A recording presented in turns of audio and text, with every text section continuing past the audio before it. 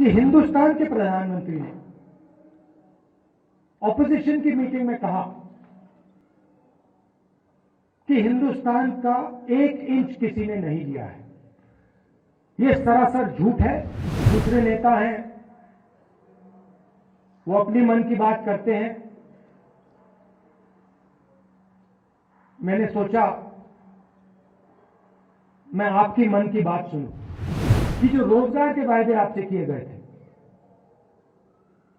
वो वायदे झूठे थे और कांग्रेस पार्टी आपके साथ खड़ी है और बीजेपी के लोग जो आपकी जमीन है आपसे लेना चाहते हैं। बीजेपी के लोग ये जानते हैं, समझते हैं कि अगर आपको रिप्रेजेंटेशन दिया जाए तो फिर वो आपसे आपकी जमीन नहीं छीन पाएंगे। मामला जमीन का है और बीजेपी के लोग जो आपकी जमीन है आपसे लेना चाहते हैं।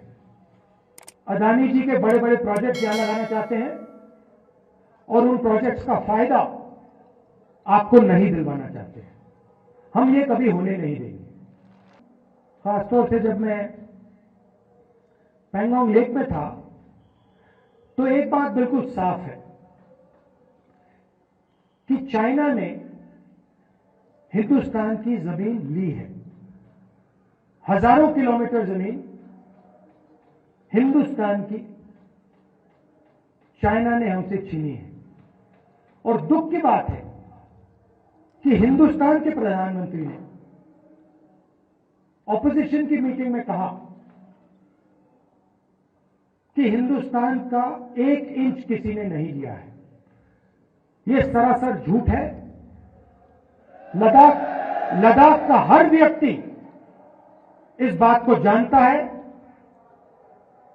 कि लद्दाख की जमीन चाइना ने हिंदुस्तान से ली है और प्रधानमंत्री जी सच नहीं बोल रहे हैं। दूसरे नेता हैं, वो अपनी मन की बात करते हैं। मैंने सोचा मैं आपकी मन की बात सुनूं।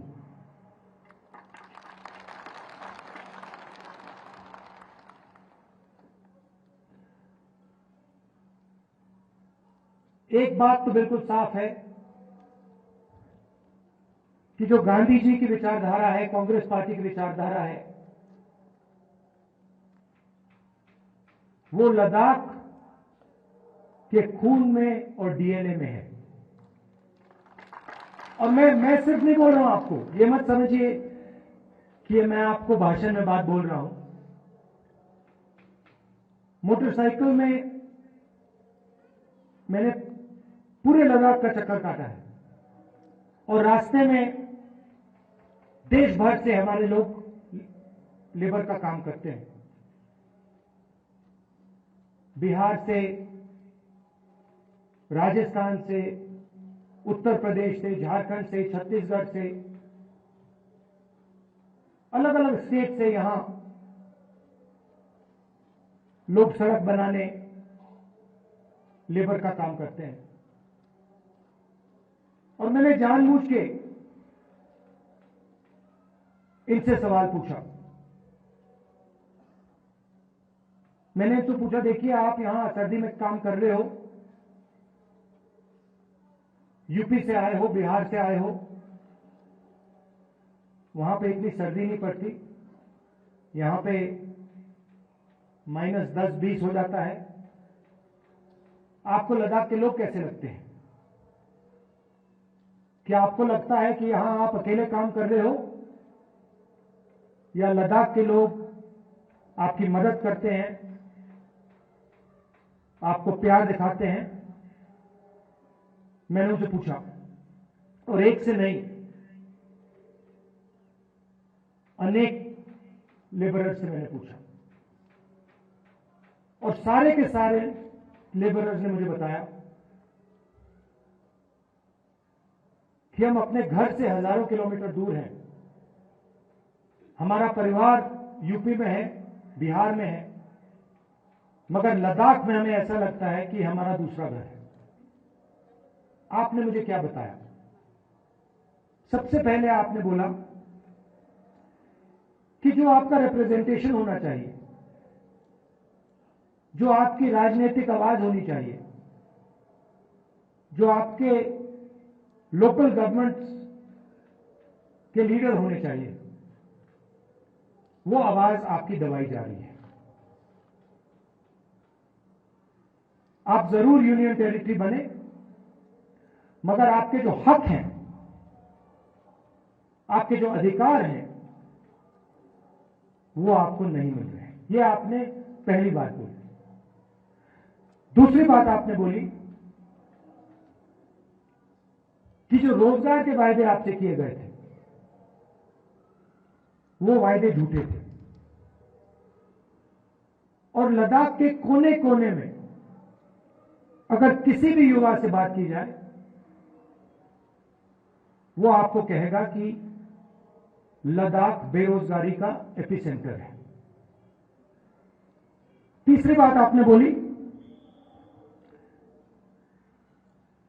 कि जो सेलफोन की कवरेज होनी चाहिए, जो कम्युनिकेशन का सिस्टम होना चाहिए, वो नहीं है।